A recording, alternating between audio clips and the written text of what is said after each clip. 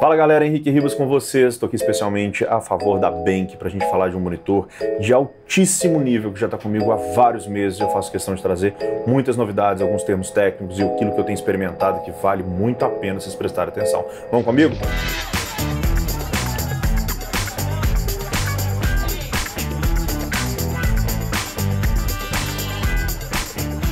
Para quem não sabe, a Benq é uma das maiores fabricantes de monitores que a gente tem no mundo. Claro, ela faz outros vários produtos, tem gente que chama Benq, BenQ, enfim. Brasileiramos a palavra, Benq é a palavra, a marca Benq é uma das mais reconhecidas, uma das mais respeitadas marcas de monitores hoje no mundo. Basicamente todos os grandes profissionais, desde gamers a produtores audiovisuais, trabalham com a Benq. E basicamente eu já estou com dois monitores dele. Eu tive algum tempo atrás o monitor SW2700PT, que é um monitor de altíssimo nível, no qual ele trabalha com resolução acima de 2K, mas ele tem uma coisa impressionante que é o espaço de cor Adobe RGB. E o que é isso para vocês entenderem um pouquinho? O espaço de cor, basicamente, ele define tudo aquilo que vocês vão precisar com relação à reprodução de cor no seu monitor para que você tenha a mais alta fidelidade no ato da impressão. Quanto mais cores vocês têm, melhor vai ser essa reprodução. E a gente fazendo uma breve analogia com relação ao que significa essas cores, vamos relembrar um pouquinho dos lápis de cores que a gente tinha na infância. A gente tinha aquela caixinha de 12, de 24, de 48, sempre tinha um carinha com a malinha de 2 andares, que era caríssima na época, mas era sensacional. O que a malinha desse cara tinha que a minha caixinha de 24 não tinha? Variação dos tons.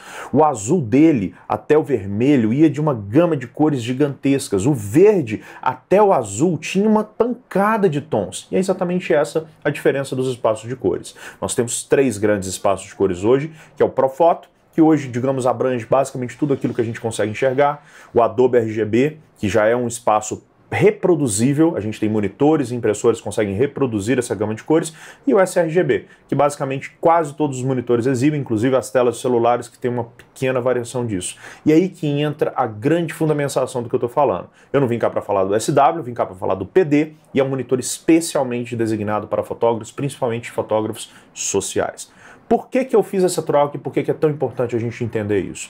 O monitor SW, e é importante a gente fazer essa comparação, ele basicamente vem com Adobe RGB em 100%. Ele é voltado para uma fotografia fine art, na qual consegue se reproduzir o máximo da capacidade que aquele monitor exibe. Esses quadros que vocês conseguem ver aqui atrás, eles com toda certeza têm exatamente tudo aquilo que eu preciso para demonstrar e ver o que eu estou reproduzindo aqui para sair impresso lá.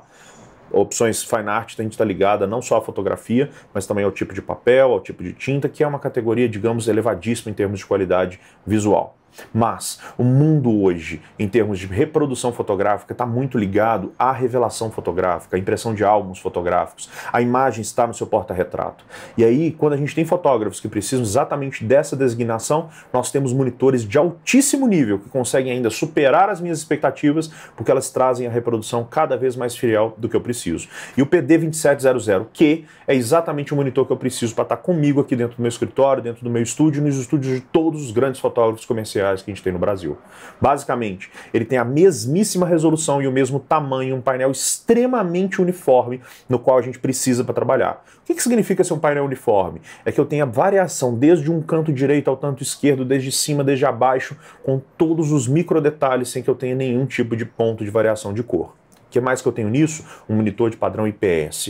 O monitor IPS hoje basicamente é tudo aquilo que um monitor deve ter no mercado. Mas não é porque ele é IPS que ele deveria ser melhor do que os outros. Mas sim, o fato dele ser IPS, ele tem uma caracterização fantástica. Com 178 graus de visualização na vertical e na horizontal, eu não tenho variação de tons e nem variação de luz. Isso me permite estar posicionando meu monitor de uma maneira excepcional.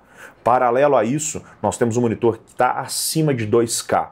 A série PD2700Q, ela tem um painel de 2560 pixels no maior lado, ou seja, maior do que exatamente um monitor de 2K. Ela está na série QHD, mas está abaixo de 4K, o que é muito bom, porque o processamento que ele precisa para poder gerar tudo aquilo que a gente está trabalhando não requer muito recurso ainda da nossa máquina. Vocês vão ver que eu estou aqui, digamos, linkado a um outro computador, eu estou com 2 painéis ligados de 27 polegadas e eu tenho uma performance tão boa quanto. Na minha opinião, a realidade hoje do 4K é muito além, ou digamos assim, superior àquilo que a gente precisa. E isso aqui me permite ter a qualidade exatamente do que eu necessito para gerar cada vez mais a minha produção fotográfica. É um painel de 10 bits, ou seja, eu tenho uma capacidade de mapa de degradê, da variação de um ponto mais claro a um ponto mais escuro excepcional, com tudo que eu preciso.